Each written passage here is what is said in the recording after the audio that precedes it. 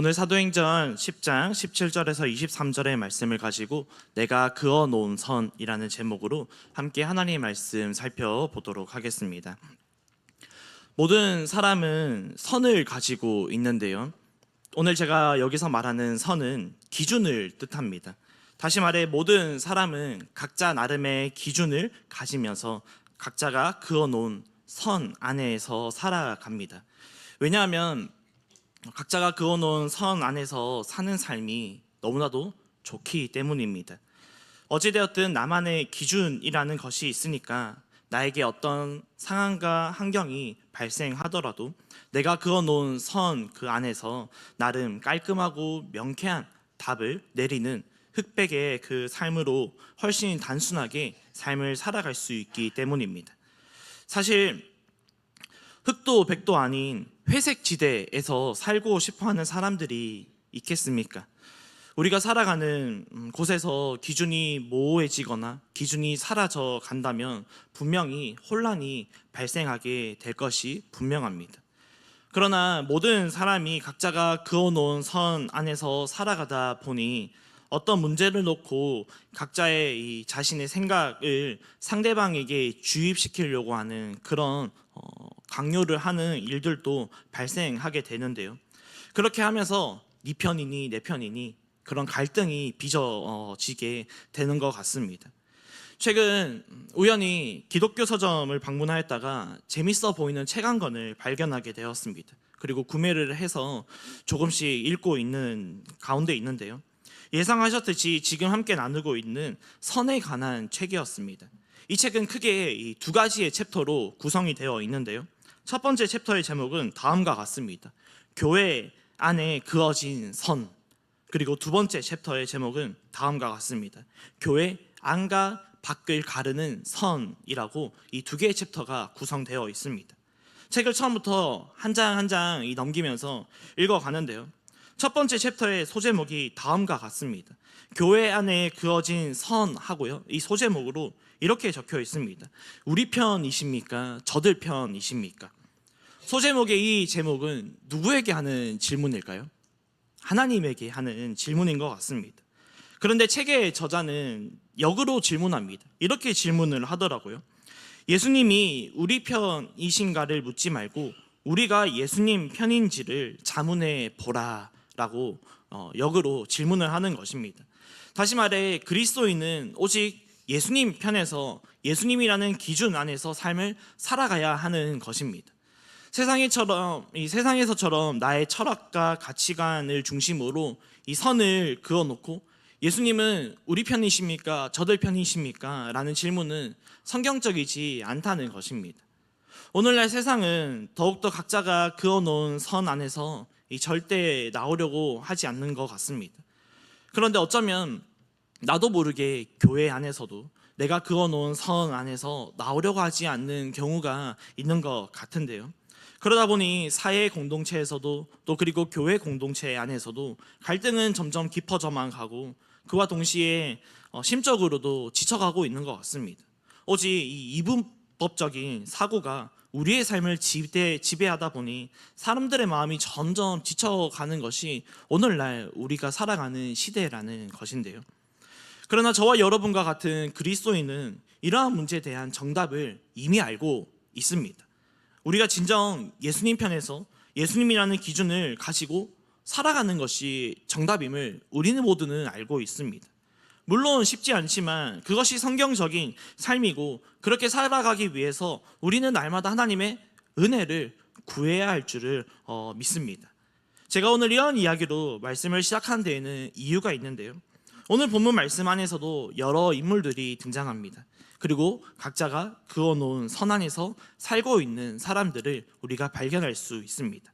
그래서 오늘은 우리가 이런 맥락과 이 관점을 가지고 함께 본문 말씀을 살펴보기를 원하는데요, 하나님은 오늘 본문 사도행전 10장 말씀뿐만 아니라 이 성경 전체를 통해서 전하시고자 하는 하나님의 말씀이 있습니다. 하나님께서 이 성경 전체에 녹여놓은 하나님의 마음이 있다는 것인데요, 요한복음 3장 16절에서 이렇게 고백합니다. 우리 한번 요한복음 3장 16절의 말씀 함께 읽도록 하겠습니다. 하나님께서 세상을 이처럼 사랑하사 독생자를 주셨으니 이는 그를 믿는 자마다 멸망하지 않고 영생을 얻게 하려 하심이라. 아멘. 하나님은요 오직 하나에만 관심이 있으셨습니다. 하나님 나라가 전해지는 것입니다. 예루살렘과 온 유대와 사마리아와 땅끝까지 하나님 나라 즉 복음이 전해지는 데만 관심이 있으셨습니다. 오늘 사도행전 10장의 말씀도 성경 전체에 비교하면 극히 작은 일부분이지만 여기에 중심에도 하나님은 오직 하나님 나라가 전해지는 그 복음이 전해지는 데만 관심이 있으셨습니다. 그런데 하나님 나라는요 그냥 전해지지 않습니다. 물론 전지전능하신 하나님께서 이 마음만 먹으시면 혼자 스스로도 이 하나님 나라를 전하실 수가 있습니다. 그러나 하나님은 결코 그렇게 일하시지 않으시는데요. 하나님은 항상 저와 여러분과 같은 이 하나님의 사람들을 통해서 하나님 나라를 전하신다는 것입니다. 그래서 오늘 사도행전 10장의 말씀에서도 하나님은요 하나님의 사람들을 통해 하나님 나라를 전하시려고 하시는데요. 특별히 오늘 본문 말씀은 두 명의 인물을 중심으로 펼쳐지는 하나님의 말씀입니다. 한 명은 고넬료라는 사람이고요. 또 다른 한 명은요 너무나도 잘 알려져 있는 유명한 예수님의 제자 베드로입니다. 먼저 오늘 본문 사도행전 10장의 말씀은 고넬료를 소개하는 것으로 말씀을 시작하는데요. 오늘 본문 사도행전 10장 1절의 말씀입니다. 함께 읽도록 하겠습니다. 가이사라에 고넬료라 하는 사람이 있으니 이달리아 브레다 하는 군대 백부장이라. 아멘. 오늘 본문 사도행전 10장은 가이사랴 지방에서 군대의 백부장으로 지내고 있는 고넬료라는 한 인물을 소개하는데요. 백부장은 약 80명에서 100명의 정도를 군사를 지휘하는 군대 장관입니다. 예수님 당시 세계를 지배하고 다스리고 있던 나라가 로마였는데요. 다시 말해 고넬료는 로마에서 가이사랴 지방의 백부장으로 보냄을 받은 군대 장관이었습니다. 그리고 반대로 이스라엘의 입장에서는 이 고넬료라는 사람은 이방인이었습니다. 그런데 오늘 본문 사도행전 10장은 이어서 고넬료를 다음과 같이 또 소개하는데요. 우리 본문 사도행전 10장 2절의 말씀입니다. 함께 읽도록 하겠습니다. 그가 경건하여 온 지방과 더불어 하나님을 경외하며 백성을 많이 구제하고 하나님께 항상 기도하더니. 아멘. 오늘 본문 말씀에서 고넬료는 경건한 사람이라고 소개합니다. 여기서 경건하다는 것은 저와 여러분과 같이 하나님 안에서 신앙생활을 잘하는 사람들을 경건하다라고 합니다. 고넬료는 경건한 사람이었습니다. 그리고 고넬료는 하나님을 경외하는 사람입니다. 다시 말해 경건한 사람으로서 온 가족과 함께 하나님을 예배하는 사람이 고넬료였습니다. 이처럼 경건하고 하나님을 경외하는 사람에게 반드시 나타나는 특징이 있는데요. 백성을 많이 구제하고 하나님께 항상 기도하는 사람이었습니다. 고넬료의 프로필을 우리가 정리하면 다음과 같습니다. 먼저 고넬료는 로마에서 파견한 로마 장군이었습니다. 그리고 이스라엘의 입장에서는 이방인이었습니다. 로마 군인 중에서도 직급이 높은 장군이면서 동시에 이방인임에도 불구하고 고넬료는 하나님을 경외하는 경건한 사람이었는데요. 이런 고넬료가 하루는 제9시에 기도를 하기 위하여 이 준비를 하고 있었습니다. 그때 하나님의 사자가 고넬료를 찾아가서 다음과 같이 말합니다. 사도행전 10장 5절의 말씀인데요. 함께 읽도록 하겠습니다. 내가 지금 사람들을 요빠에 보내어 베드로라 하는 시몬을 청하라. 아멘. 하나님께서 고넬료에게 하시는 말씀이 예수님의 제자 베드로를 찾아가서 베드로를 자신의 집으로, 고넬료의 집으로 초청하라는 것입니다. 그런데 베드로를 초청하라는 말씀 안에는 고넬료가 베드로를 반드시 데리고 와야만 하는 하나님의 열정이 이 본문 5절의 말씀에 담겨 있습니다. 본문 5절의 말씀에 하나님의 열정을 어디에서 발견할 수 있습니까? 하나님은 현재 베드로가 지내고 있는 장소, 그 요빠라는 지명까지 명확하게 언급하여 고넬료에게 알려주고 있기 때문입니다. 계속해서 말씀을 살펴보겠지만 고넬료와 베드로는요 모르는 사이입니다. 그런데 하나님은 고넬료에게 베드로를 집으로 초대하라고 말씀하십니다. 사랑하는 여러분, 고넬료 어떤 사람이었습니까? 하나님을 경외하고 경건한 사람이었습니다. 그래서 고넬료는 하나님의 말씀에 순종하여 이 2명의 하인과 또 경건한 부하 한 사람을 요빠에 있는 베드로에게 보내게 되는데요. 이제 그러고 나서 오늘 본문 사도행전 10장의 말씀은 장면을 전하나요? 요빠에 지내고 있는 예수님의 제자 베드로에게 집중합니다. 현재 상황은 이렇습니다. 베드로를 초청하기 위해 고넬료가 보낸 이 3명의 이 사람이 요빠를 향해 가고 있는 중입니다. 이와 같은 시간에 동시간에 베드로는 무엇을 하고 있냐면 제6시에 기도하기 위한 준비를 하고 있는데요. 성경에서 제6시란 낮 12시를 말합니다. 우리는 낮 12시를 12시를 하지 않고 점심시간이라고 말하는데요. 점심시간에 베드로가 이 기도를 이제 하고 있는 것입니다. 그때 환상을 보게 되는데요. 베드로가 보았던 환상이 무엇인지에 대해서는 사도행전 10장 11절과 12절의 말씀에서 다음과 같이 설명합니다. 사도행전 10장 11절 12절의 말씀 함께 읽도록 하겠습니다. 하늘이 열리며 한 그릇이 내려오는 것을 보니 큰 보자기 같고 내 귀를 메어 땅에 들이웠더라. 그 안에 땅에 있는 각종 4발 가진 짐승과 기는 것과 공중에 나는 것들이 있더라. 아멘. 베드로가 보았던 환상은 이렇습니다. 하늘에서 한 그릇이 내려옵니다. 그 안에는 땅에 있는 각종 4발 가진 짐승과 기는 것과 공중에 나는 것이 있었다고 말합니다. 구약 레위기 말씀에 정한 음식과 부정한 음식을 이렇게 규정해 놓지 않았습니까? 그래서 유대인들은 율법적으로 이 부정한 음식을 먹지 않았습니다. 그런데 오늘 베드로가 환상 중에 보았던 그릇 안에 들어있는 것들이 바로 부정한 음식이었습니다. 그리고 하늘에서 음성이 들리는데요. 사도행전 10장 13절의 말씀 이렇게 음성이 들립니다. 함께 읽도록 하겠습니다. 또 소리가 있으되 베드로야 일어나 잡아 먹어라 하거늘. 아멘. 베드로는 어떻게 합니까? 그 다음 14절의 말씀에서 이렇게 말합니다. 베드로가 이르되 주여 그럴 수 없나이다. 속되고 깨끗하지 아니한 것을 내가 결코 먹지 아니하였나이다 한데. 아멘. 베드로가 하는 말이 무엇입니까? 주여 절대 먹을 수 없습니다. 부정하다고 말하는 음식을 제가 지금까지 먹어본 적이 없고 앞으로도 지금도 절대로 먹지 않을 것입니다. 그리고 하늘에서는 또 음성이 들리는데요. 사도행전 10장 15절의 말씀인데요. 한번 같이 읽도록 하겠습니다. 또 두 번째 소리가 있으되 하나님께서 깨끗하게 하신 것을 내가 속되다 하지 말라 하더라. 아멘. 환상 중에 이와 같은 주제로 총 3번의 대화가 이루어졌다고 이 사도행전 10장의 말씀에 기록되어 있습니다. 그런데 총 3번의 대화 가운데 베드로가 하는 말이 무엇입니까? 하나님은 먹으라 라고 하는데 베드로는 싫다는 것입니다. 도저히 부정해서 못 먹겠다는 것입니다.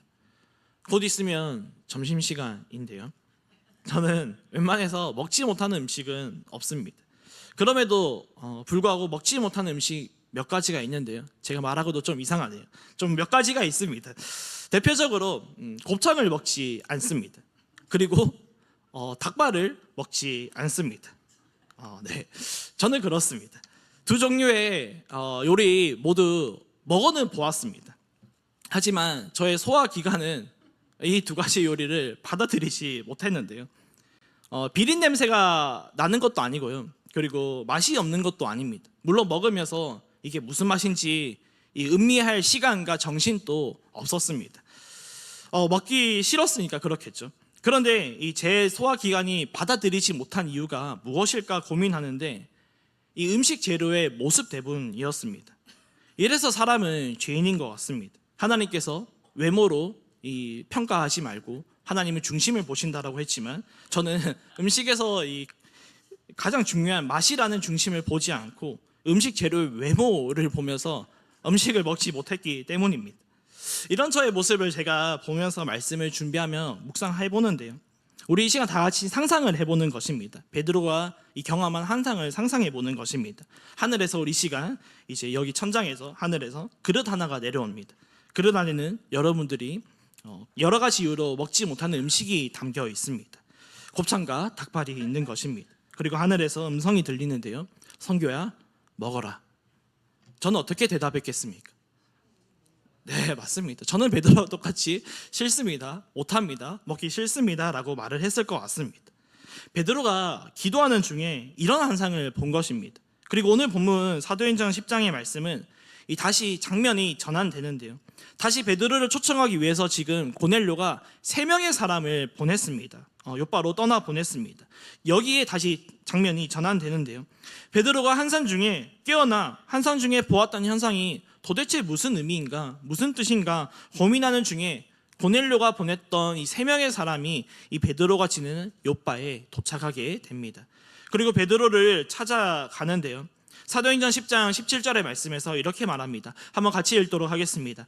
베드로가 본 바와 한상이 무슨 뜻인지 속으로 의아해하더니 마침 고넬료가 보낸 사람들이 시몬의 집을 찾아 문 밖에 서서 아멘. 고넬료가 보낸 사람들이 이제 베드로가 지내는 집에 도착을 하고 이 베드로를 찾는데요. 이와 같은 또 시간에, 같은 동시간에 성령님께서 다시 한번 베드로를 찾아오셔서 다음과 같이 말씀하시는데요.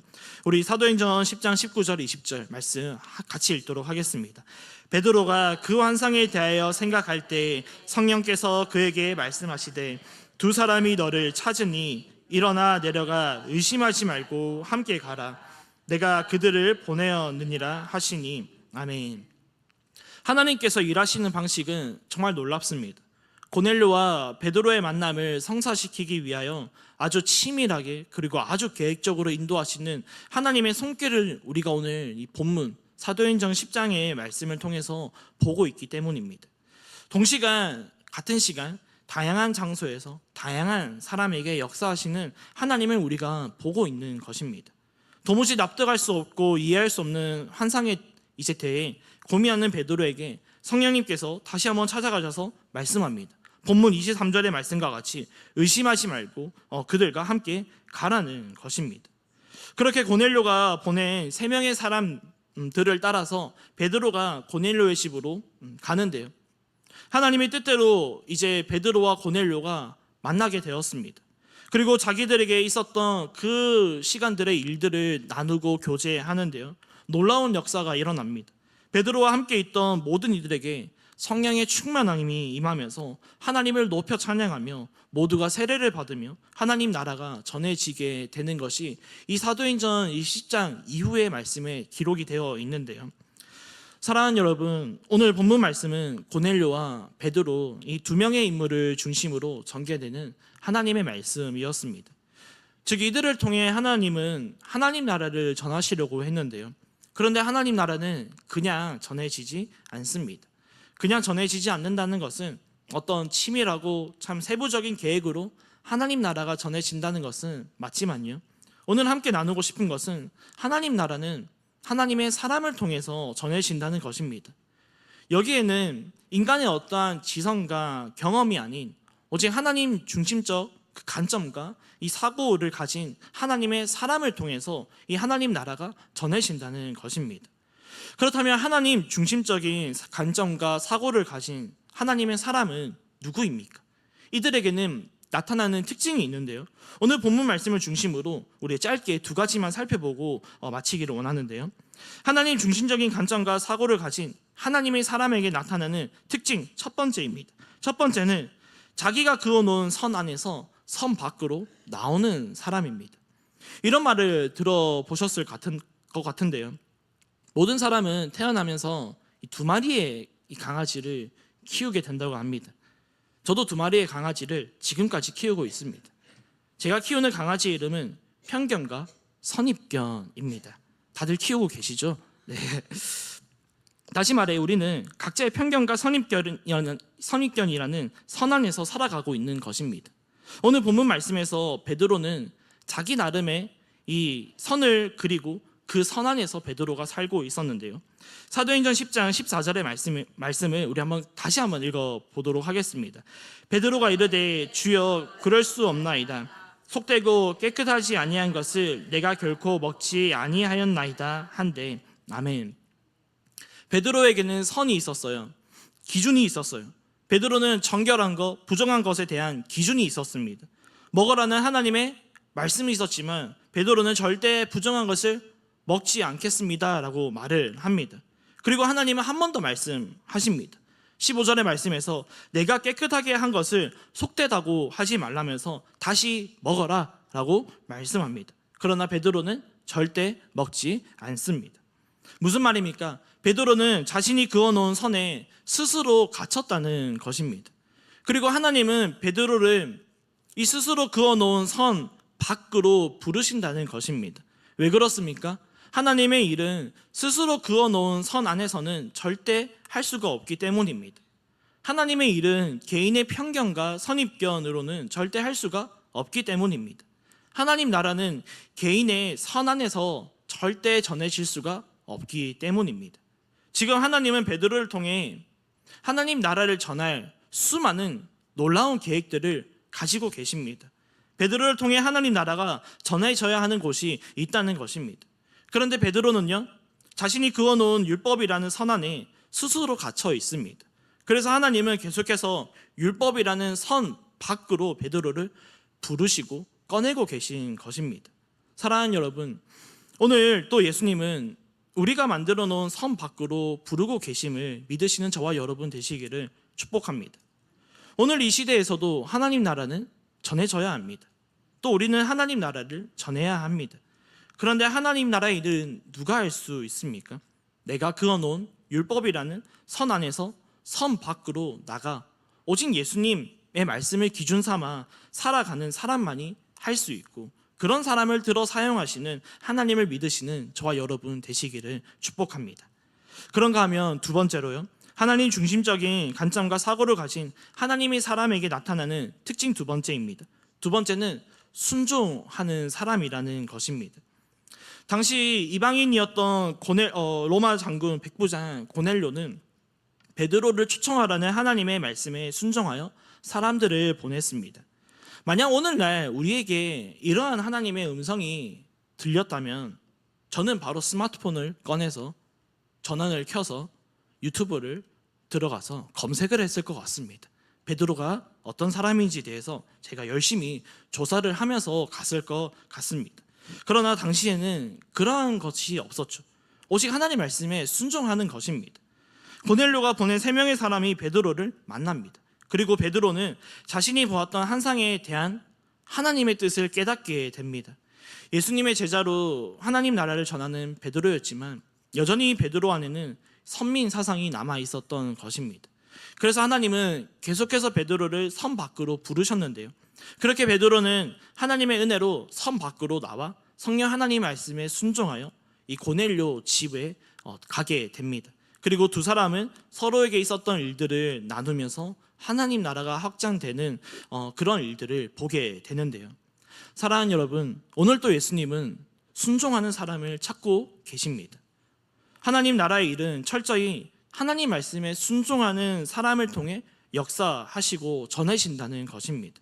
베드로를 초청하라는 말씀에 순종한 고넬료, 그리고 하나님 마음을 뒤늦게 깨달았지만 그럼에도 고넬료의 초청에 또 순종하여 걸어갔던 그 베드로, 이 두 사람의 만남을 통하여서 이 이방인이었던 로마 장군 백부장 고넬료와 그리고 그의 온 집과 그리고 그와 함께 있던 모든 사람에게 하나님 나라가 전해졌다는 놀라운 사건이 바로 사도행전 10장의 말씀이 오늘 우리에게 전해주는 하나님의 말씀이었습니다. 말씀을 맺습니다. 사랑하는 여러분, 저와 여러분은 스스로 그어놓은 선은 어디이고 어디까지입니까? 예수님은 우리가 만들어온 선 밖으로 부르십니다. 예수님은 틀을 깨는 것을 좋아하셨거든요. 예수님은 전혀 예상하지 못한 장소에서, 또 예수님은 상식에서 벗어난 장소에서, 그리고 예수님을 찾지 않는 장소에서 우리를 만나기를 원하십니다. 대표적인 사건이 바로 예수님께서 십자가를 지신 놀라운 사건입니다. 예수님께서 십자가에서 숨 지시는 순간 무슨 일이 일어났습니까? 성소 의장이 위에서부터 아래로 찢어져 둘이 되는 놀라운 사건이 있었습니다. 이것을 히브리서 기자는 다음과 같이 고백하는데요, 우리 마지막으로 히브리서 10장 19절 20절의 말씀을 읽도록 하겠습니다. 그러므로 형제들아, 우리가 예수의 피를 힘입어 성소에 들어갈 담력을 얻었나니 그 길은 우리를 위하여 휘장 가운데로 열어놓으신 새로운 살 길이요 휘장은 곧 그의 육체니라. 아멘. 다들 아시죠? 구약의 지성소 안에 들어갈 수 있는 사람은 오직 대제사장 뿐이었습니다. 그것도 1년에 딱 한 번 들어갈 수 있었는데요. 그런데 그 문을 예수님께서 찢으셨습니다. 틀을 깨셨습니다. 유대인들이 가지고 있던 선민 사상이라는 틀을 예수님께서 깨셨습니다. 그리고 유대인이나 헬라인이나 남자나 여자나 자유인이나 종이나 누구든지 예수의 이름을 믿는 자마다 멸망치 않고 영생을 얻도록 하는 그 구원의 문을 예수님께서 여셨습니다. 전통과 문화 너무나도 좋습니다. 예수님도 전통과 문화를 결코 무시하신 적은 없습니다. 말씀을 지키며 거룩하게 살아가기 위한 그 몸부림, 우리가 오늘날 본받아야 할 점은 분명히 맞습니다. 그러나 예수님은 전통과 문화라는 선 안에서 자유하지 못하는 그 모습에 눈물을 보이시고 틀을 깨신 것인데요. 오늘 본문 말씀에서 베드로가 이런 사람이었습니다. 그래서 하나님은 스스로 그어놓은 선 안에 갇힌 베드로를 선 밖으로 부르십니다.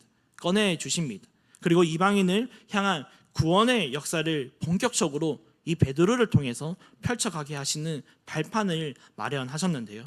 다시 한번 스스로에게 질문해 볼까요? 저와 여러분은 스스로 그어놓은 선은 어디이고 어디까지입니까?